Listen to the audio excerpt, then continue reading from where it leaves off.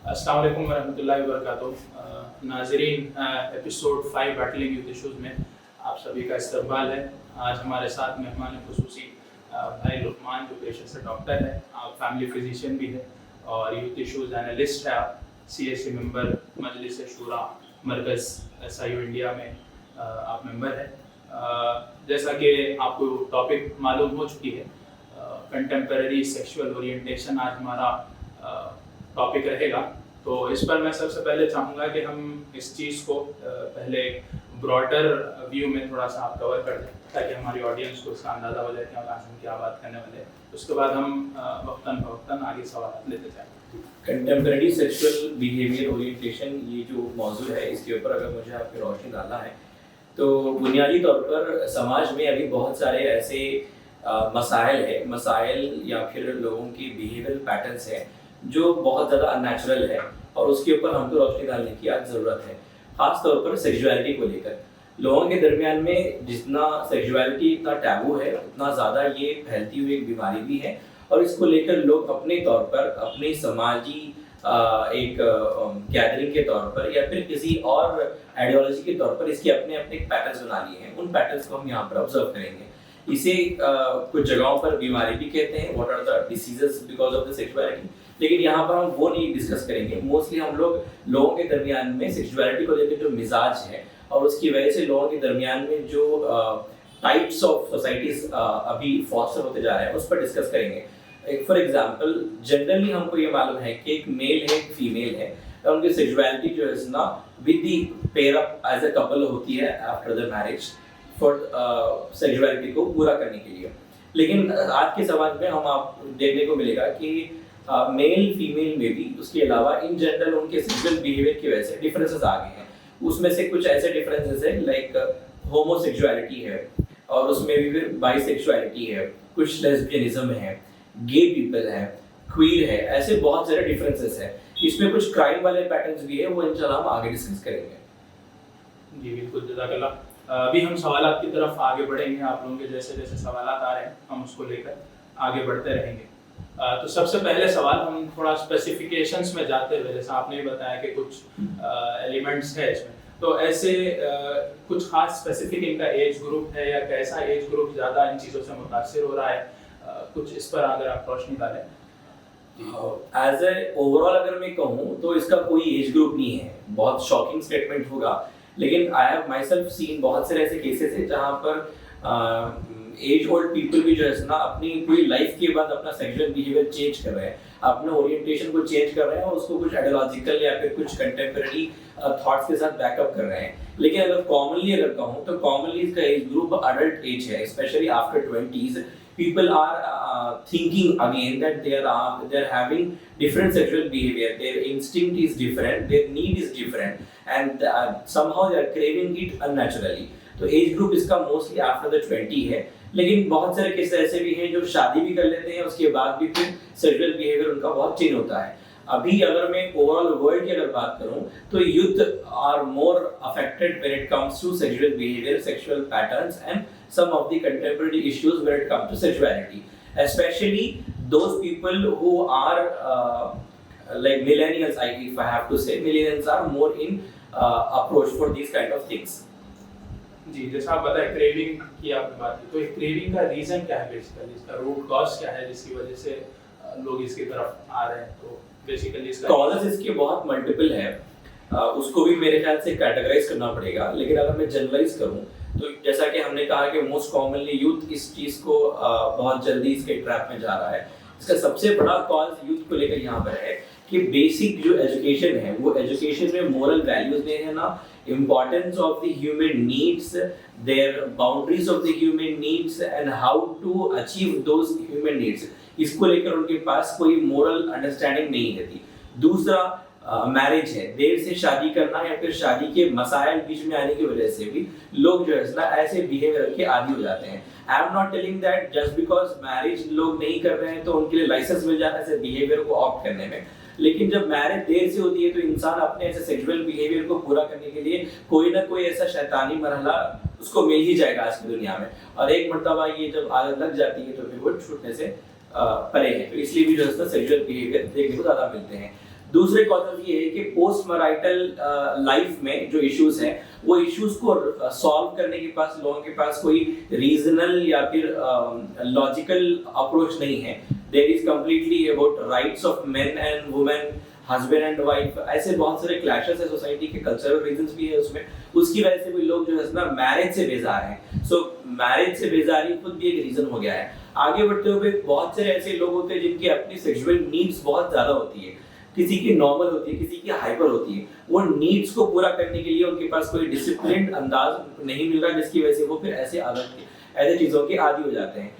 और भी कुछ रीजंस हैं, फॉर एग्जांपल लाइक लोगों के फैंटेसीज होते हैं। सेक्सुअल फैंटेसी खुद एक बहुत बड़ा टॉपिक है वेस्टर्न कंट्रीज में।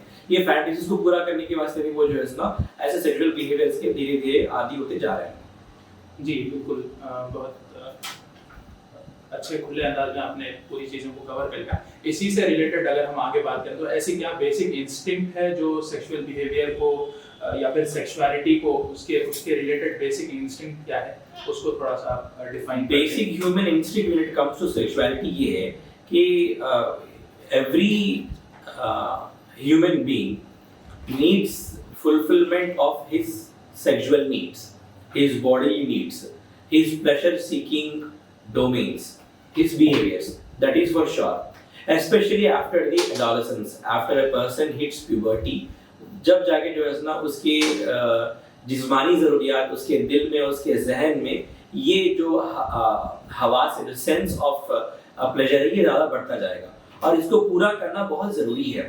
अगर मैं इसकी इम्पोर्टेंस बताऊं तो ये सेंटेंस में बोलूँगा कि fulfilling of sexual needs is almost equal and important to fulfilling of the basic needs of human life like clothing, shelter, food। इतनी important है उसकी, लेकिन इसकी importance भी लोग कल्चरल वजह से और रिलीजन की वजह से इसके ऊपर कम importance देते हैं। वो भी एक वजह बन जाती है कि उसको जो है ना छुपा के करना या फिर उसको पूरा करने के एक हिडन तरीके लोग इख्तियार करते हैं। आगे बढ़ते हुए अगर बेसिक ह्यूमन इंस्टिंक्ट्स कहूं कि everybody needs a relation, a partner in life in order to fulfill its sexual needs। those sexual needs are not purely physical। ये एक बहुत बड़ा अंडरस्टैंडिंग है। लोग ये समझते हैं कि सेक्सुअल नीड्स सिर्फ फिजिकल है, ऐसा बिल्कुल भी नहीं है। Sexual needs comprise of a lot of life aspects। for example, having a person to live along, उनके साथ जिंदगी गुजारना, उनके साथ रहना, उनके साथ अनफिल्टर्ड डिस्कशंस करना, दिल की बातें करना, कोई हमको पसंद आना और हम किसी के पसंदीदा बनना, और फिर मोहब्बत, और उस मोहब्बत की वजह से वो एक दूसरे के करीब होकर अपने सेक्सुअल नीड को पूरा करना, जब जाके फिजिकल नीड का इंडल्जेंस वहां पर होता है। तो ये जो है ना बेसिक ह्यूमन इंस्टिंक्ट्स है और इसको पूरा करना इंसान की जरूरत है। बहुत सारे ऐसे लोग हैं जो अपने मैरिटल लाइफ में भी ये इंस्टिंक्ट्स, जो बेसिक ह्यूमन इंस्टिंक्ट है, इसको पूरा नहीं करने की वजह से बहुत परेशान है। उनके दरमियान में भी कुछ साइकोलॉजिकल इश्यूज और कुछ स्ट्रेस और एंजाइटी लेवल इश्यूज हैं अगर ये सेक्सुअल नीड्स को पूरा नहीं कर पाते हैं तो। जी बहुत खूबसूरत अंदाज में आपने उस रिश्ते को भी समझाया, उसके जज्बात को और उसकी तकाज़ों को भी बहुत अच्छे तरीके से समझाया। इन चीज़ों को जो अभी हमने डिस्कस किया, इसके बाउंड्रीज क्या है, यानी अगर मैं थोड़ा सा ओपनली अगर पूछूं तो एक्सेप्टेबल या फिर साइंटिफिकली हम कहाँ पे बाउंड्रीज क्रिएट कर सकते हैं ऐसे इंस्टिंक्ट्स की, क्योंकि हम इसको नेचुरल बता रहे हैं तो नेचुरल को भी फैलाने की उम्मीद होती है। इंसान आमतौर पे चीज़ों को चैलेंज करने की कोशिश करता है, तो वो बाउंड्रीज क्या है उसको थोड़ा सा डिफाइन करते हैं। जैसा कि हम लोग पहले डिस्कस किए कि बेसिक ह्यूमन इंस्टिंक्ट्स है सेक्सुअलिटी और उसके पूरे फुलफिलमेंट्स है। इसकी अगर एक्सेप्टेबल या फिर साइंटिफिक, एक्सेप्टेबल को हम लोग मोस्टली जो है ना मोरल और रिलीजियस बाउंड्रीज में लेंगे, और साइंटिफिक से मुराद जो कि प्रूवन मेथड्स है और जो कि ह्यूमन नेचर और क्रिएशन में वो उसकी अपनी एक इनहेरिटेंस है, उस दायरे में अगर बोलना है तो yes it is true that human instincts need, as मैं जैसे पहले डिफाइन किया सेक्सुअलिटी को, need bonding, it needs relation, it needs discussion। उसमें बहुत सारे लोगों के पास, बहुत सारे लोग नहीं, ऑलमोस्ट एवरी ह्यूमन बीइंग के पास वो नीड का जो बाउंड्री है वो, या फिर उसकी जो नीड है वो साउंड तक भी जाती है और या फिर एक्सेंट तक भी जाती है। कुछ जगहों पर ये एक किस्म की बॉडी टेम्परेचर या फिर फिजिकल टच, ये भी इसके बाउंड्रीज होते हैं। इसकी एक्सेप्टेबल है नहीं, बिल्कुल भी एक्सेप्टेबल नहीं है ऐसा नहीं है, लेकिन इसको नेचुरल अंदाज में ही करना बहुत ज़्यादा मुनासिब है। सपोज अननेचुरल मेथड्स एक्सेप्ट भी करते हैं हम, okay that pleasure could be fulfilled but it has its own complications in the future, वो इंशाल्लाह हम आगे डिस्कस करेंगे। लेकिन बाउंड्रीज अगर बात करेंगे तो ये जितने भी इंस्टिंक्ट्स है, ह्यूमन इंस्टिंक्ट्स ऑफ रिलेशन है, ऑफ सेक्सुअल नीड्स है, इसकी बाउंड्री अगर मैं सिंप्लीफाई करूं तो वो ये है, all the instincts, all the sexual fantasies or needs can be fulfilled with discipline and with humane nature. Any those behavior which are unscientific or unacceptable, they are not inhumane. It means after a long time it could prove lethal, it could prove fatal when it comes to society structure. जी, तो ठीक है, हम आगे बढ़ेंगे अभी। हम एक के बाद एक लेयर्स को हटाते हुए जा रहे हैं। अभी हम डायरेक्टली थोड़ा सा कोर सवालात पर अभी हम आएंगे। What is homosexuality? क्या ये बायोलॉजिकल है या फिर नेचुरल है या फिर ये बेसिकली है क्या? इसको थोड़ा सा आप खोल कर बताएं और इसका रूट कॉज क्या है, क्या वजूहत? आपने इससे पहले बताया कि अननेचुरल नीड्स या फिर फैंटेसीज की वजह से ये चीज़ें जन्म लेती है। तो अगर सारी चीज़ों को सिर्फ इस पर एतबार ना करते हुए और क्या इनकी वजूहत हो सकती है? बायोलॉजिकल है या फिर क्या है? इसको थोड़ा सा बताएं। होमोसेक्सुअलिटी, हम जिन्स परस्ती क्या है, ये सवाल अगर है तो उसी में आपको जवाब मिल जाएगा कि किसी भी इंसान का अपनी सेक्सुअल बिहेवियर या फिर अट्रैक्शन या फिर सेक्सुअल नीड्स को फुलफिल करने का इंस्टिंक्ट ही सेम जेंडर हो जाता है। अगर ऐसा हो जाता है लाइक मेल एंड फीमेल ऐसा हो जाता है तो उसको हम लोग बेसिकली होमोसेक्सुअलिटी कहेंगे। ये इंस्टिंक्टिवली होता है, ऐसा लोगों के दरमियान में, एटलीस्ट उन होमोसेक्सुअल अफराद के दरमियान में थॉट है। दूसरा जो क्वेश्चन है कि क्या होमोसेक्सुअलिटी बायोलॉजिकल है, इसकी बहुत बड़ी डिबेटिव आंसर है, अलग अलग लोगों का अलग अलग रिस्पॉन्स है। और वो सारे डिबेट और सारे रिस्पॉन्स को अगर मैं एक जगह क्लब करके जवाब दूं तो उसका जवाब ये होगा कि no, homosexuality is not biological, it could be behavioral, it could be ideological, it could be perceptive in nature, there might be differences in perception, लेकिन वहाँ पर biological नहीं हो सकता। अगर biological need है तो फिर biological ही response होगा ना, ये एक सवाल उम्मन आता है बाहर के लोगों में।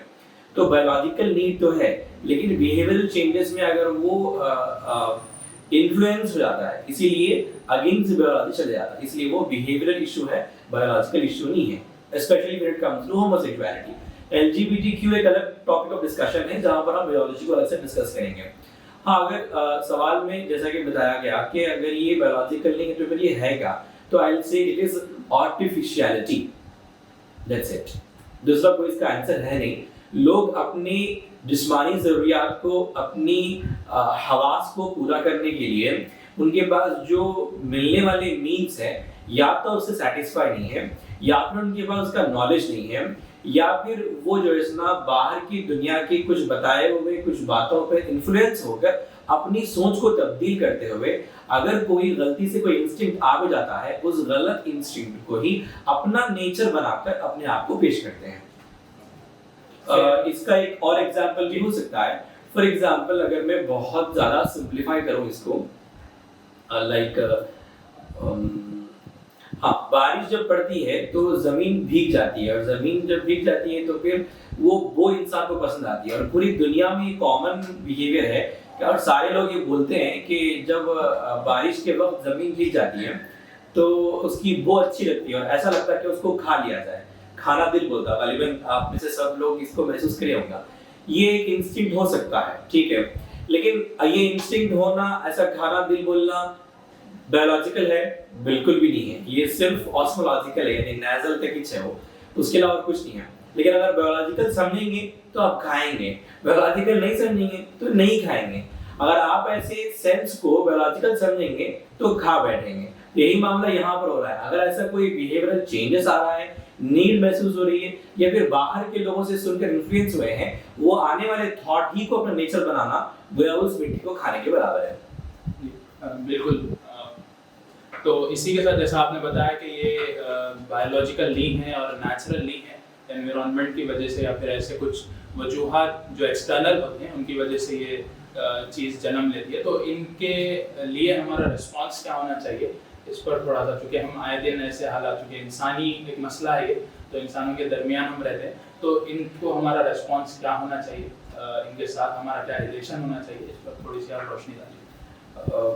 पहले तो जितने भी वियर्ड सेक्सुअल बिहेवियर्स है, जितने भी सेक्सुअल सेक्सुअलिटी को लेकर जो आइडेंटिटीज आए हैं, ये बहुत ख़राब मामला है और बहुत पेचीदा मसला है, और एक किस्म की जो बीमारी है ये पूरे समाज को खोखला करते जा रही है। ये इस मसले की जो इंतहा है, इसमें कोई कमी पेशी नहीं है, लेकिन इस मसले की इंतहा को हमारा रेस्पॉन्स में कोई इंतहाई बिहेवियर नहीं आना चाहिए।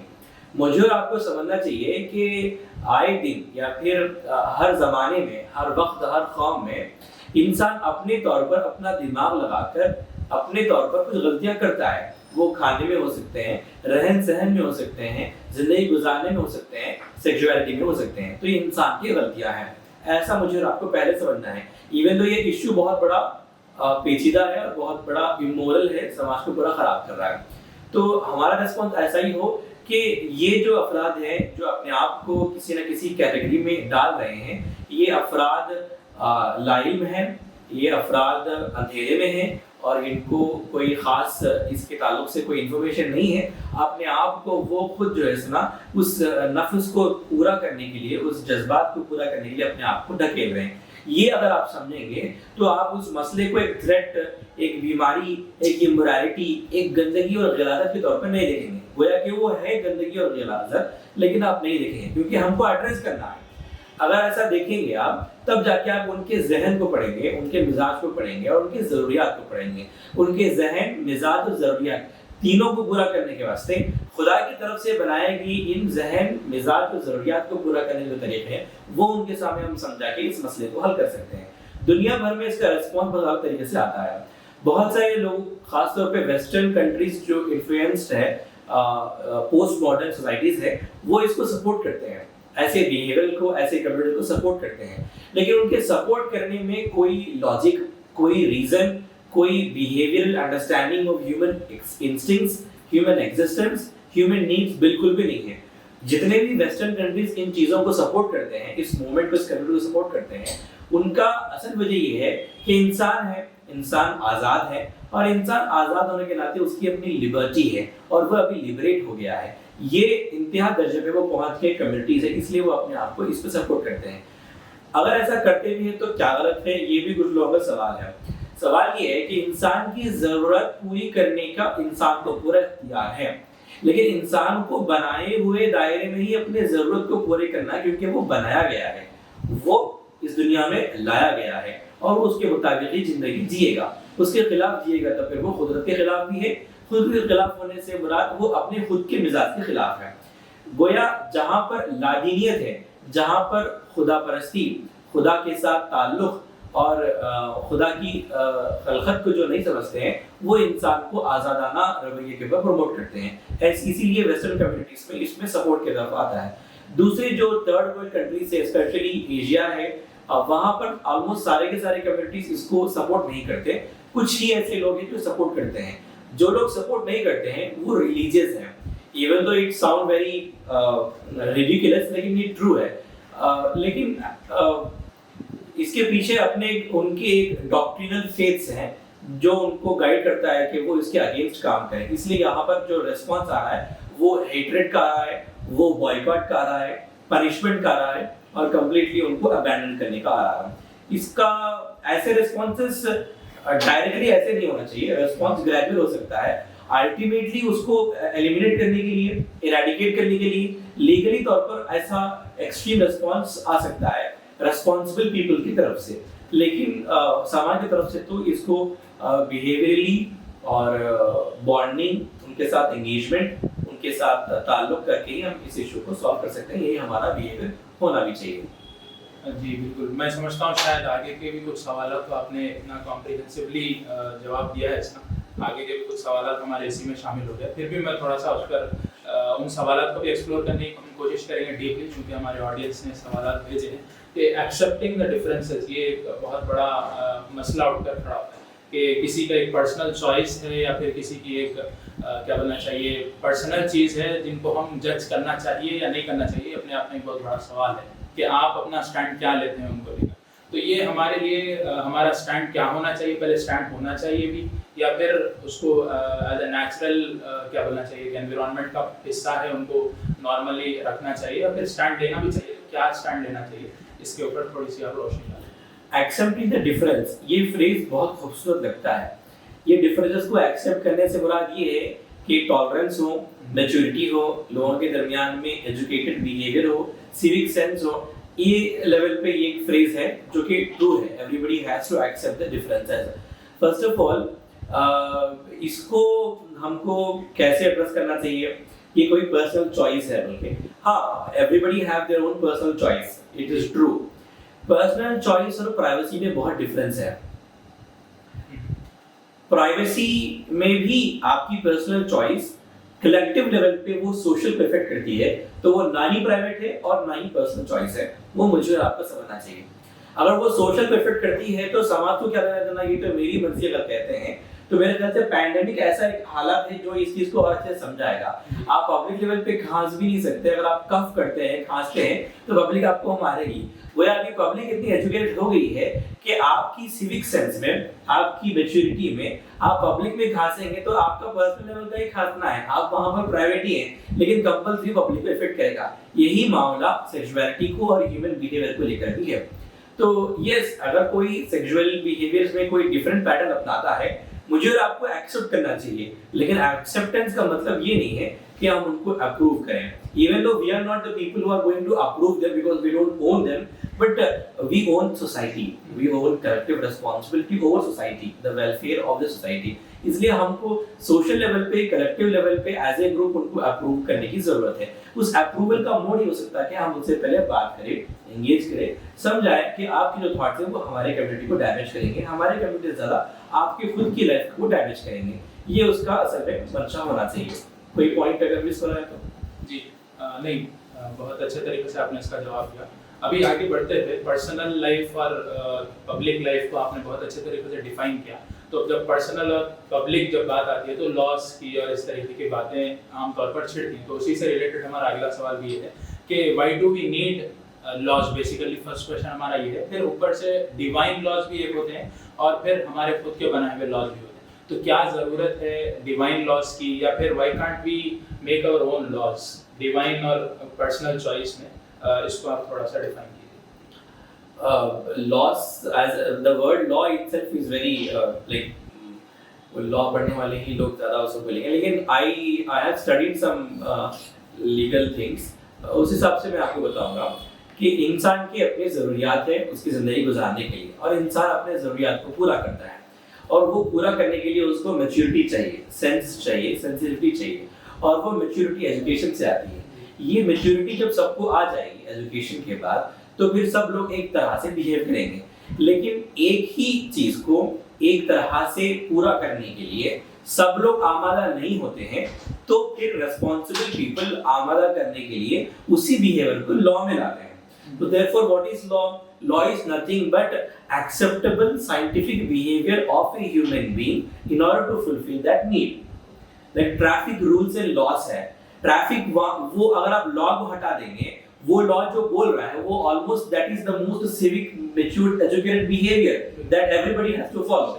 लेकिन कलेक्टिव लेवल पे जब कोई फॉलो नहीं करता है तब उसको आमादा करना पड़ेगा, उस पर जोर डालना पड़ेगा कि तुम इसके ऊपर अमल करो। अब वो जरूरत क्यों पड़ेगी उस लॉ की? वो ये है कि अगर एक बंदा उसको फॉलो नहीं करता है तो फिर दूसरों का नुकसान भी हो जाएगा। तब जाके फिर लोग अपने तरफ से उसको पनिश करेंगे। अपने तरफ से जब लोग पनिश करेंगे तो फिर समाज जो है ना बहुत ज्यादा खून खराबे वाला हो जाएगा। इसीलिए वहां पर लॉ आता है। ये मामला जनरल लॉ का है। आई बात अगर डिवाइन लॉ की है या फिर रिलीजियस लॉस की है, तो religion itself is actually like for contemporary people, for contemporary world, religion is nothing but divine laws। खुदा ने हमको बनाया है तो उसके मुताबिक हम जिंदगी गुजारेंगे, उसके बताए हुए उसूल के मुताबिक, उसी के बताए हुए अगराज है, मकासिद है, या फिर अल्लाह खुदा के बताए हुए जो ज़वाबित है उसको ही हम फॉलो करेंगे। ये उम्मन एक अप्रोच होता है। That is what all the religious groups are showing about the divine laws. So everybody needs a law, whether it's a divine law or whatever, that can be a discussion, but ultimately it should be a divine law, that to be a one divine law, if I have to be honest. या फिर मैं थोड़ा सा of topic जाके अगर atheism का concept लाते हुए बात करूं तो उनके लिए तो कोई लॉ एग्जिस्ट करता ही नहीं, डिवाइन लॉ तो दूर की बात, वो नफ्स को खुदा बनाते हैं और वो बोलते हैं कि हम जैसा चाहें हमारी मर्जी से हम काम करें। तो इसको आप कैसा क्या बोलना चाहिए चैलेंज करेंगे या फिर इसका कैसा जवाब देना चाहेंगे? Atheist people don't believe there is a God. Therefore, for them there is no laws, morality. ऐसा समझा जाता है, लेकिन वो गलत डेफिनेशन है। Atheist people do have laws and morality, but they don't have following instincts. वो किसी एक चीज पर मुख्तस होकर फॉलो नहीं करेंगे, ये असल में एथीज्म है। उनके लॉ चेंज होते जाएंगे, उनके लॉ वो अपने खुद से बना लेंगे जो उनके लिए बेहतर तौर पर सूट होता है, ये एथीज्म है एक्चुअली। तो ऐसे लोगों को कैसा आप एड्रेस करेंगे? तो अब दुनिया का ऐसा कोई भी इंसान नहीं है जो मारूफ को कबूल ना करे। इसीलिए भी इस्लाम जो है इसका मारूफ और मुनकर का इस्तेमाल, तो आपका बोलना ये है कि इंसान चाहते हुए ना चाहते हुए उसको मारूफ को कबूल करना ही है, अच्छाई को कबूल करना ही है। खराब खाना कोई नहीं खा सकता, खराब पानी कोई नहीं पी सकता, और खराब लहजा कोई किससे बात भी नहीं कर सकता। तो वो जो खराब और जो अच्छा है, इन दोनों में जो डिफरेंस है वो दो तरीके हैं, एक तो अकल की बुनियाद पर और दूसरा जो है इसना तीन तरीके हैं इसके, एक अकल की बुनियाद पर, दूसरा हवास की बुनियाद पर, और तीसरा होता है खुदा के बताए हुए ज़वाबित। खुदा के बताए हुए जो ज़वाबित है वो अकल और हवास दोनों को कंबाइन करते हैं, और वो खुदा के बताए हुए ज़वाबित हटाते हैं। तो फिर लोग डायरेक्टली हवास की बुनियाद पर कर लेते हैं, या फिर कुछ लोग डायरेक्टली क्या कहेंगे, जो तीसरा पॉइंट जो मैंने कहा, एक तो हवास की बुनियाद पर है और दूसरा अकल, अपनी अकल वहां पर लगा के बहुत बाउंड्रीज को फिर क्रॉस कर देते हैं लोग। बिल्कुल, बहुत बेहतर। अभी हम मॉरल्स और लॉज वगैरह की बात करें तो उसी से रिलेटेड जुड़ता हुआ हमारा अगला सवाल भी आ रहा है कि आम मतलब उमूमन तो ये सवाल अपने आप में शायद कुछ गलत है, लेकिन चूंकि हमारी ऑडियंस की तरफ से सवाल आया तो why Islam establishes divine morals that can not be change. ये एक आमतौर पर बात आती है कि बहुत स्ट्रिक्ट होता है। आमतौर पर हर रिलीजन को भी अगर हम देख लें तो रिलीजन कॉम्प्रोमाइजिंग नहीं होता है या फिर फ्लेक्सिबल नहीं होता है, इस तरीके की बातें आती है। तो why is Islam establishing such divine morals that can not be change, और शायद ये बोलना चाह रहे थे कि फ्लेक्सिबल नहीं है। Whereas ह्यूमन मॉरल्स ये है कि वो टाइम के साथ चेंज हो जाते हैं, डेवलप होते हैं, अपने आप को इर्तिफा देते हैं। तो उसी तरीके से उनके लॉज में भी इर्तिफा होती है, ज़्यादा एक्सेप्टेंस होता है, इंक्लूसिवनेस होता है। तो आप इस चीज़ को कैसा बताएंगे कि इस्लाम या फिर रिलीजियस, अगर मोड बोलूँ, रिलीजियस और एक पर्सनल नेचर, इसको कैसा डील करेंगे? क्वेश्चन में जो सेंस और जो थॉट है वो कंप्लीटली रॉन्ग है। It's not at least relative in nature, तो वो एब्सोल्यूट रॉन्ग है, उसको कंडेम करना चाहिए। First of all, there are many religions which they have their own principles, their doctrines, their faith and their believes. Okay, everybody have their own approach and language or behaviors pertaining to their religion that is also should be acceptable. Religion actually will stop the people or a person from doing anything wrong. It means it shows the right way. ये general notion होता है। रही बात इस्लाम की, तो इस्लाम is one of the most dynamically flexible way of life by the Creator. I would say, I won't say it a religion. If I have to go with definition, तो इस्लाम सबसे ज़्यादा flexible है।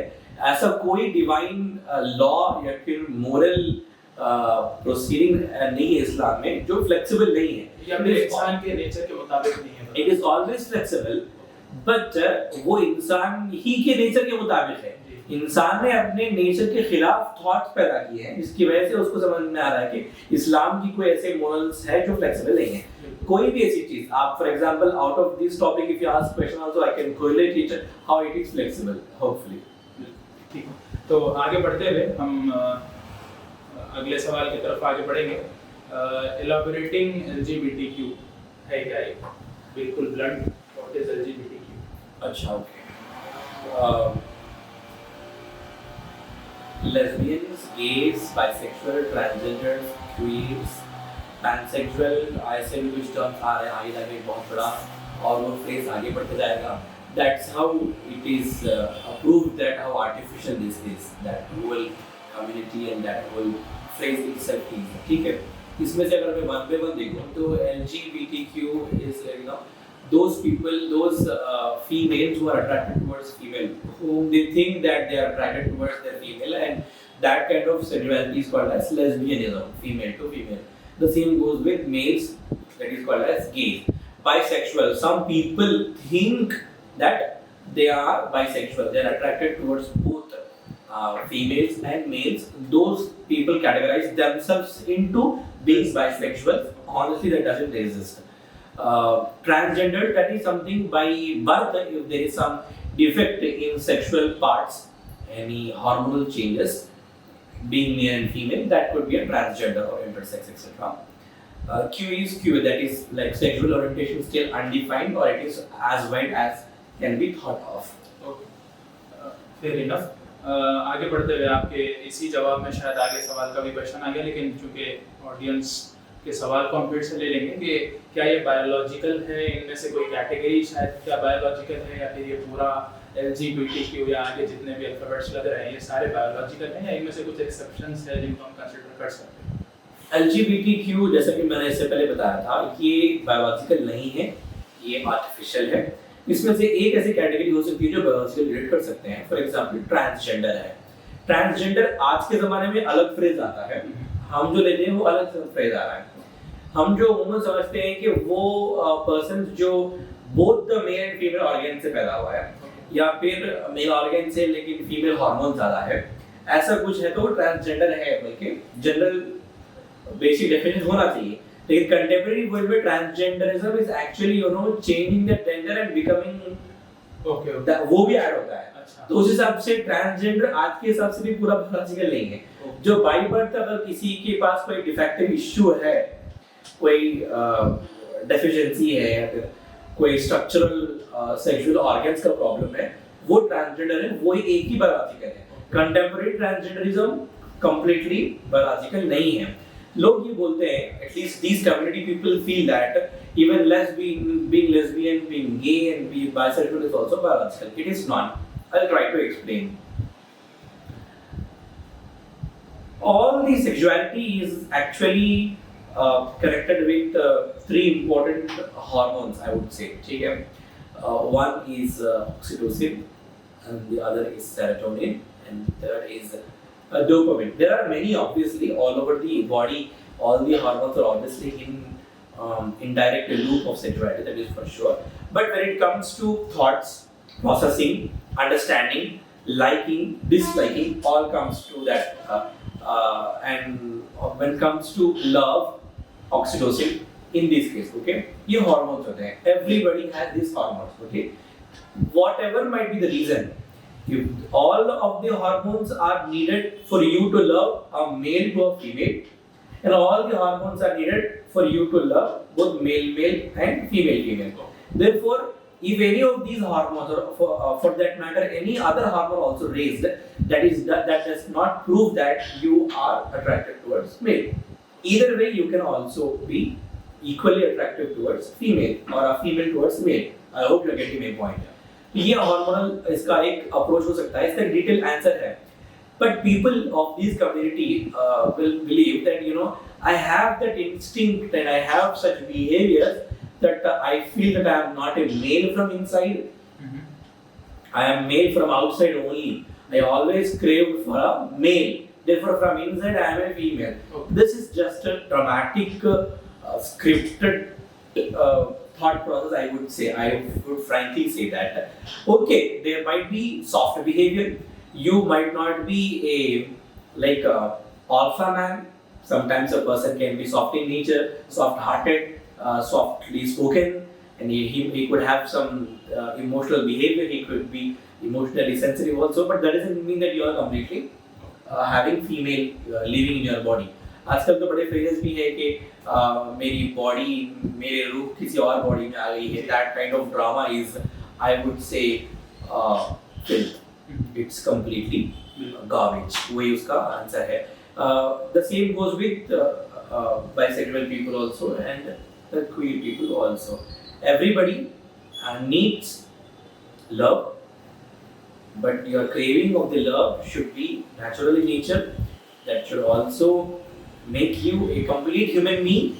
That should actually give you the feeling of the sense that your needs and desires are fulfilled, and that could lead you to a family, for an establishment, and that could also help for humanitarian purposes like peace and service to mankind.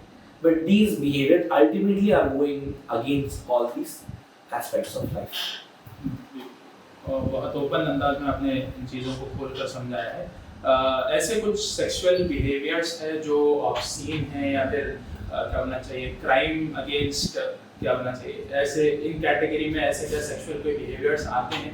अगर आते हैं तो फिर उनका क्या इलाज है इस पर? Okay, when it comes to the communities of the LGBTQI, it's all about their rights and how they are going to live with a person whom they like or they feel that they like, and they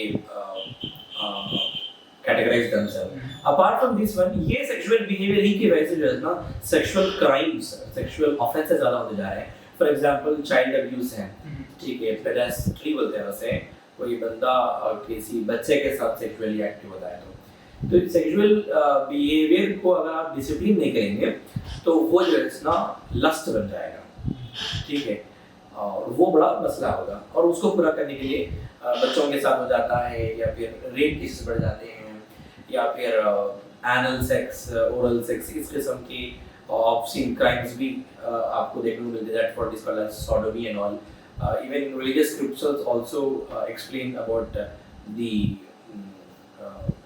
the level of sin it is. Crime obscene भी बहुत ज़्यादा हो गए हैं, और इसी वजह से जो है ना फिर से सेक्सुअल ऑर्गन्स का डिस्प्ले, सेक्सुअल ऑर्गन्स की अपनी एक नीड और उसकी फुलफिलमेंट की वजह से ह्यूमन ट्रैफिकिंग हो जाता है, सेक्स रैकेट्स बन जाते हैं, और फिर वो भी जो है ना आगे जाके इतना ज़्यादा इमोरल हो जाता है कि सोसाइटी खुद जो है ना उसको डिस्प्ले करेगी और अपने आप को फिर कम्प्लीटली न्यूड करेगी. To that level they have liberated. वो वहाँ पर जवाब जाएगा. तो that is also इससे इतना ज़्यादा एक्सेस आगे बढ़ जाना कि ऑफेंस. सही, ठीक है. कुछ सवालात पर्सनल लेवल पे जो हमारे ऑडियंस फेस कर रहे हैं, हमने एक एनोनिमस फॉर्म का उसको भेजा था, एनोनिमस फॉर्म हमने ग्रुप्स में सर्कुलेट करवाया था. तो ये कुछ सवालात है जो पर्सनली हमारे ऑडियंस ने हमें दिए हैं. उनमें से कुछ मैं पढ़ के आपको बोलता हूँ, फिर आप उस पर रोशनी डालें कि what's the point of being straight if I can't get married without my mom's help, and that too she is not wanting to help me, what do I do? Oh God, this is a question of frustration, I would say. इंसान बहुत ज़्यादा परेशान और बेजार है, उसने उसको सवाल किया है. उसके सवाल में वो जो है ना इस चेंजिंग सोशल सेक्सुअल बिहेवियर के सपोर्ट में नहीं है. वो ये पूछ रहा है कि मैं स्ट्रेट होके फायदा ही क्या है जब मेरे फैमिली वाले मुझे शादी करने के लिए रेडी नहीं है, तो फिर मेरे सेक्सुअल नीड्स को मैं कहीं ना कहीं दूसरी जगह वैंडर करूंगा. And that's how he is fitting और is following in the trap of such unnatural sexual behaviour. ये सवाल मेरे ख्याल से ऐसे बहुत सारे हकीकतों के ऊपर से पर्दा उठा दिया है, ठीक है. Those questions are anonymous, right? So like he is straight, he means he is actually naturally, and he wants to get married, he wants to live a very happy fruitful life. लेकिन उनके parents वो शादी नहीं करने दे रहे हैं, लेकिन वो फिर इसका सेक्सुअल इंस्टिंक्ट तो है, जैसा कि हमने पहले डिस्कस किया था कि humans sexual instincts are natural in nature. Adolescence के बाद, प्यूबर्टी के बाद, आवाज से, टच से, हार्ट से, ब्रेन से और फिजिकल नीड से आपको सेक्सुअली नीड्स को पूरा करने की जरूरत है, और वो पूरा नहीं कर पा रहा है. ये उसका बड़ा मसला हो गया है. तो जब इतने सारे मसाइल फैमिली की तरफ से आ रहे हैं, बहुत सारे फैमिलीज में जो है ना एक एज फिक्स कर देते हैं, वही एज में करना उनके पास रिलीजियस रूल बन जाता है, फिर कल्चरल रूल परंपरा बन जाती है ऐसा, या फिर सेटलमेंट हो जाना, जॉब करना, पैसा कमाना, ये एक रीजंस बन जाते हैं. जिंदगी गुजारने के लिए कमाना और पढ़ना बहुत जरूरी है, लेकिन जिंदगी शादी करके भी गुजारा जा सकता है, और पढ़ना और कमाना भी शादी करके भी गुजारा जा सकता है. इंसान की नफ्सियाती ज़रूरियात को पूरा करने के लिए इंसान की दूसरी नफ्सियाती ज़रूरियात पूरे मुकम्मल हासिल हों, ये ज़रूरी नहीं है. लाइक खाना पीना रहना और मकान, ये इंसान की नफेल जरूरत है। वो पूरे शक्ल में आएंगे तभी आप ये जरूरत पूरी करेंगे, तो फिर वो जो जरूरत है वो भी पूरे नहीं हो पाएंगे, क्योंकि इंसान को सुकून हासिल नहीं होगा, वो इत्मीनान में नहीं रहेगा उसको, क्योंकि खुदा ताला ने इस चीज में जो सुकून रखा, जो तमारत रखा और जो पीस है, वो जो है इसका प्रोडक्टिव नेचर है। इंसान इसको पूरा करने के बाद बहुत ज्यादा नफा बख्श हो जाएगा और बहुत ज़्यादा प्रोडक्टिव हो जाएगा, बहुत खुश रहेगा, वो खुश मिजाज, खुश ख्याल और खुश गुफ्तार हो जाएगा। ये उसका नेचर है। तो और भी बहुत सारे मसाइल हैं लोगों के दरमियान में, लाइक अच्छे लोग नहीं मिल रहे हैं, या फिर उन्हीं कैस्ट का चाहिए, उन्हीं कम्युनिटी का चाहिए, इसलिए भी लोगों की शादी बहुत देर से हो रही है और वही फ्रस्ट्रेशन वहाँ पर आ रहा है। जो भी फर्द ये सवाल को पूछे हैं, मैं उनको पर्सनली कहूँगा कि your frustration or your grief could become sad, could become sorrow or unhappy, but it should not be making you falling to the trap of changing the behavior. Like, what's the point in being straight? Yeah. So the point being straight is that you are straight, you have to be straight, and that's how you were born with. For example, what's the point being hungry if I don't get biryani? Doesn't mean that you start eating soil or stones. Okay, it goes the same way. You have to work hard. You can eat the leafy vegetables. You can eat. Or you can wait for the biryani to come. It could be in either way. If I take it at a lighter note. घर वालों को आमादा करिए और शादी आप जल्द से जल्द कर लीजिए। आपकी अपनी ज़रूरत है, आपकी मिजाज, आपकी ज़हनी, आपकी ज़िंदगी, आपकी कामयाबी, आपके कारोबार के वास्ते भी, आपकी ज़िंदगी का हर उस पहलू की ज़रूरत आपकी लाइफ पार्टनर है। ये आपको समझना चाहिए और बी स्ट्रॉन्ग। बिल्कुल, बहुत खूबसूरत अंदाज में आपने कवर किया है।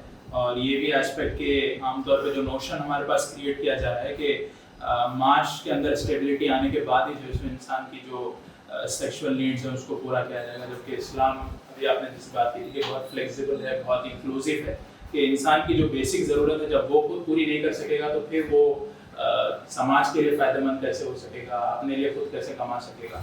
तो ये अल्लाह ताला ने बहुत बेहतरीन निज़ाम कायम किया जिस पर हमारे अमल करना चाहिए। बिल्कुल, सवालात आ रहे हैं हमारे पास। इसी के साथ साथ ये जो क्या बोलना चाहिए, रफ्तार या फिर क्या बोलना चाहिए, भागने का जो एक कॉन्सेप्ट आ रहा है कि चीज़ों से दूर हटना, यानी अगर आपको सही तरीके से उस चीज़ को एग्जीक्यूट करने का मौका नहीं मिल रहा है तो आप उस चीज़ से कुछ और एक्सटेंट में आगे बढ़ जाना, दूसरी अपोजिट चीज़ में। तो इसी के सिलसिले में बहुत मुश्किल हो रही है मुझे भी सवाल करने के लिए, लेकिन हमारी ऑडियंस ने किया है और एनोनिमसली इन लोगों ने ये सवाल किया है, तो हम इनको ले लेंगे कि मैस्टरबेशन को लेकर ये भी एक इशू बहुत ज़्यादा बढ़ रहा है। आमतौर पे अब तक हमने जितने भी यूथ इशूज़ के पॉडकास्ट किए हैं, मोस्टली ये सवाल एक क्या बोलना चाहिए, हर फॉर्म में जो ऐसा आता है कि आप इस सवाल को लिए, तो आप क्योंकि पेशे से डॉक्टर भी है और यूथ इशूज़ को आप अच्छे तरीके से देखते हुए, तो ये एक बहुत बड़ा इशू उभरता हुआ नजर आ रहा है। तो उसको कैसे हम एड्रेस करें, इसका सोल्यूशन क्या है, इस पर आप थोड़ी रोशनी डालें। अगर मैं आपको इस इशू को डिफाइन भी करूं और उसको एड्रेस भी करूं, तो मैं ऐसा शुरू करूंगा। मैस्टरबेशन एक सेक्सुअल टेंशन है जिसमें इंसान कर बैठता है। I hope it's simply clear. एक सेक्सुअल टेंशन है, सेक्सुअल नीड को पूरा ना करने की वजह से, सेक्सुअल नीड्स को पूरे करने की नीड्स जो है वो मुकम्मल तौर पर ना मिलने की वजह से ऑब्वियसली सेक्सुअल टेंशन बढ़ जाएगा। ये नेचुरल चीज है, और वो टेंशन जब बढ़ जाएगा तो फिर इंसान जो है ना मैस्टरबेट करके उस टेंशन को रिलीज कर देगा। Okay, that is masturbation by hand. Okay, it should be by hand only. Some people आज के ज़माने में बाय सम इक्विपमेंट्स भी होता है। That's how the western life, Western philosophies are making human life to degrade. Okay. तो ये masturbation है। मैस्टरबेशन करना चाहिए नहीं करना चाहिए एक बहुत बड़ा सवाल है। आई वुड से नहीं करना चाहिए, इवन दो कुछ इस्लामिक स्कॉलर्स हैं और कुछ लोग हैं तो ये कहते हैं कि अगर एक इंसान है, उसकी शादी नहीं हुई है और वो एक बहुत सच्चा पाकदामन है, ठीक है, और उसको कई सालों से लेकर शादी नहीं हुई तो फिर सेक्सुअल टेंशन तो रहेगा। तो सेक्सुअल टेंशन को वो जब का जब दूर नहीं करता है तो वो किसी गुनाह का मुर्तकिब ना हो जाए, ठीक है। इसलिए बेहतर है कि वो उस वक्त के लिए वो सेक्सुअल प्लेजर को दूर करके मैस्टरबेट कर दे, एक्सेप्शन कहीं ना कहीं। हाँ, तो ये कुछ इस्लामिक स्कॉलर्स का कहना है। बावजूद उसके मेरा ये मानना नहीं है, बावजूद उसके आपको नहीं करना है। वो इसलिए सेक्सुअल नीड का एक ब्रेन फिजियोलॉजी बोलता हूँ मैं आपको, एनी सेक्सुअल नीड का, ठीक है। एनी सेक्सुअल नीड का एक ब्रेन फिजियोलॉजी है कि when you fulfil that sexual need in one way, brain उतना स्टिमुलेट हो जाता है, इतना प्रेशर में आ जाता है कि सेकंड टाइम ब्रेन को उससे ज्यादा ही प्लेजर चाहिए। I think it's simply understood, right? So that's how a person will trap into a addiction. Craving और ज्यादा बढ़ जाती है, प्लेजर साइड को इनसाइड करता है उसको, ठीक है। और यही वजह से वो एडिक्ट होता है। इसका पॉजिटिव पॉइंट ये है कि when a person get married and when he fall in love with wife, then his craving to acquire that sexual need also will develop, increase, and that's how the marital life should multiply love and the attachment. तो right means में craving बढ़ने के जो फायदे भी है फिर से, ठीक है, ये जो एडिक्शन का मामला है। और दूसरा मतलब ये है कि अगर इंसान ज्यादा मरतबा मैस्टरबेशन करता है तो फिर उसके जेनिटल पार्ट का भी इश्यूज हो जाते हैं, ठीक है। जेनिटल पार्ट के इश्यूज ज्यादा, इंसान इंसोम्निया हो जाता है, स्लीपलेस हो जाता है, एंग्जियस हो जाता है, कहीं ना कहीं वो कोई प्राइवेट लेवल पे एक बहुत बड़ा गुनाह कर रहा है, वो गिल्ट फील होता है, फिर धीरे धीरे जाके उसकी प्रोडक्टिवनेस कम हो जाती है। एज आई सेड कि सेक्सुअल नीड्स को अच्छी तरीके से, डिजायर्स को पूरा करने से इंसान प्रोडक्टिव हो जाता है। I have told in my previous answer. In the same way अगर वो गलत वे पे करता है तो वो अनप्रोडक्टिव हो जाता है, वो डिप्रेस्ड हो जाता है, एंग्जियस हो जाता है। That's how it's a proof that naturally he has to complete it in natural way. उसकी पर्सनल लाइफ पूरी डिस्टर्ब हो जाती है, तो उसका प्रूफ है वो कि वो नेचुरल है जी। नेचुरल होगा तो वो अनप्रोडक्टिव होगा। सही, बिल्कुल बहुत बेहतर इसका जवाब रहा और उम्मीद है हमारे जो ऑडियंस ने सवाल किया है उनको अपना जवाब बखूबी अंदाज में मिल चुका है। इसी तरीके से आगे बढ़ते हुए सवालात आ रहे हैं जी।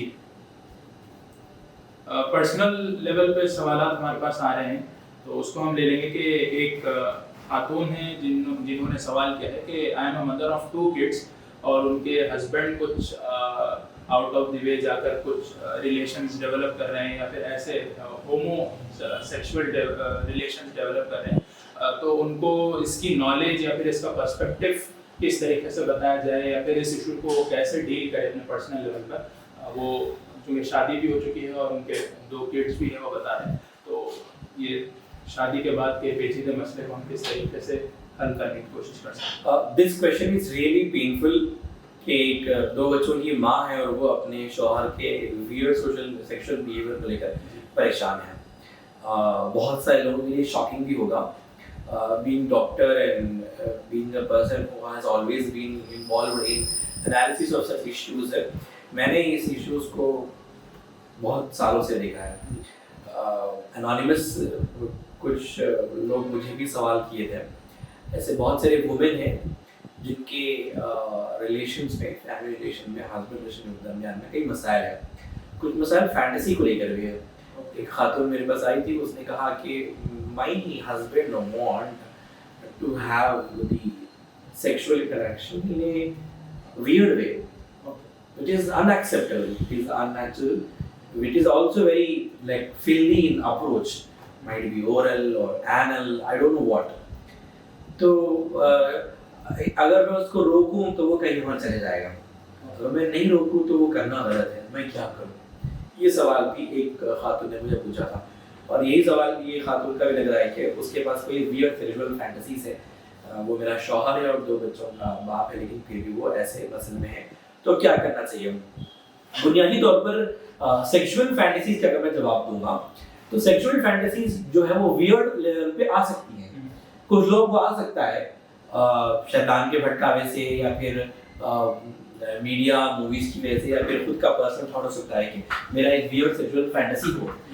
अगर आता है ऐसी फैंटेसी नयाने की वजह, नयाने के सबसे इम्पोर्टेंट जो सही जवाब हो सकता है वो ये है कि इंसान की ज़िंदगी में उसके लाइफ पार्टनर से मोहब्बत उसको भरपूर मिले तो फैंटेसी की दर्द कम हो जाएगी। As I told before कि sexuality is not just physical. The physical part of sexuality is only 30%. ये बहुत important बात है। 70% of the behavior of sexuality is behavioral, bonding in nature, relationship, love, etc. etc. तो अगर एक couple में मोहब्बत अगर अच्छी होती है, बॉन्डिंग अच्छी होती है, केमिस्ट्री अच्छी होती है, शेयरिंग अच्छी होती है, टाइम स्पेंड करना ये भी बहुत बड़ा फैक्टर है। जॉब की वजह से, फैमिली के रुथलेस वैल्यूज की वजह से, जॉइंट फैमिली की दिल शुरू की वजह से हस्बैंड एंड वाइफ अपना टाइम बहुत कम स्पेंड करते हैं। कॉमनली तो हस्बैंड एंड वाइफ सिर्फ और सिर्फ रात में अपना टाइम स्पेंड करते हैं, दिन में वो लोग हस्बैंड एंड वाइफ ही नहीं होते हैं। ओके, ये बहुत ज्यादा कड़वा सच है। इस वजह से भी लोग धीरे धीरे फैंटेसी बढ़ जाते हैं। मैं ये नहीं कह रहा हूँ कि ये वजह बनना चाहिए, it's not a moral way also to increase fantasies, but fantasies कम करने का तरीका यही है। ठीक है, अगर कोई होमोसेक्सुअल बिहेवियर है तो फिर उसे डायरेक्टली बात करना चाहिए, हस्बैंड के साथ कंफ्रंट होना चाहिए अकेले में, और खुद भी नदामत के साथ माफी मांगते हुए उनसे कंफ्रंट हो और उनको इस चीज को बुला दिया जाए और उनको जो है अपने जिंदगी को बाहर करने की तरफ से कुछ खास मेथड्स हम अपना सकते हैं। वो मेथड्स होपफुली इंडिविजुअली हम काउंसिल कर सकते हैं, कलेक्टिव लेवल पे तो बोला नहीं जा सकता, जनरलाइज नहीं हो सकते इश्यूज। लेकिन हमारी दुआ है मोहतरमा कि आपके इस मसले को अल्लाह ताला हल करे और आप इसको हिकमत के साथ इंकिसारी के साथ आप जो है अपने रिश्ते को भी बरकरार रखते हुए बिल्कुल ही ज़्यादा सॉफ्ट अंदाज में इसको डील करेंगे। अगर कुछ पर्सनल गाइडेंस चाहिए तो भी आप प्राप्त कर सकते हैं। बिल्कुल, शायद प्रोग्रेस एंड करिए इसी के साथ। देख रहा हूँ शायद कुछ मिस हो गया, आपको लगता नहीं, काफ़ी है, मेरा भी बहुत सुंदर चलेगा।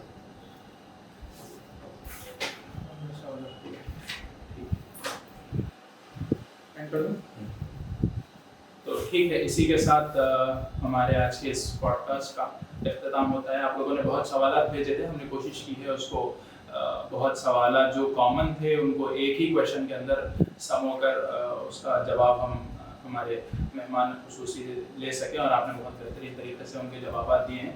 उम्मीद है इससे बहुत सारे लोगों की जो मसाइल थे पर्सनल लेवल पर और कम्युनिटी लेवल पर भी जो शुबहात थे, जो क्लैरिटी नहीं थी, वो दूर हुई हैं। और SIO इसी तरीके के पॉडकास्ट आगे लेकर आते रहेगी, इसी तरीके के इश्यूज़ को उठाती रहेगी।